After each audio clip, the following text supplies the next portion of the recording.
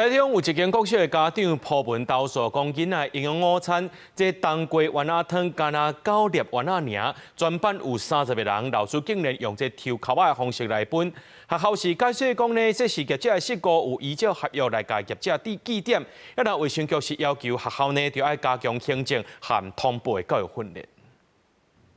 台中一間國小的家長在網絡鋪文反彈，囡仔2個在學校食營養午餐，當這湯是冬瓜脆丸湯，一湯湯內底干呢9粒脆丸，暗過一個班級有30個學生，這老師用抽考的方式來決定啥物人用食丸仔，學校出面來說明，承認安尼方式無適當。少數比較之前的老師，他沒有那麼了解學校的一個規範，所以不知道有這樣的一個備品，而有採取這樣的一個模式。所以這部分是我們學校行政端這邊的疏失。應該至少每個人會有1顆，這個才是正確的。那的確所以像昨天有的多，有的少，那這個是我們就是廚師在配料上的一個疏失，這個我們會再加強改進的。學校開緊急會議，佮調查全校6個班級。發現其中有4個班級的丸仔數量確實無夠，學校解釋是團膳工廠分配流程無夠精準，班級的老師第一時間也無反應。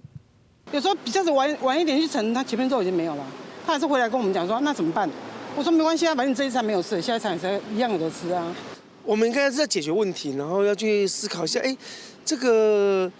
是什麼原因造成的，然後請廠商給出一個合理的方案。廠商表示，都只採用化的方式來分配，地處分配無平均，未來會加強相關的訓練。學校也強調，中晝頓攏備份，若發現數量無夠，都應第一時間來補充，沒有吃袂飽的情形。支付了後，間接調查要求老師供餐的數量到流程的控管。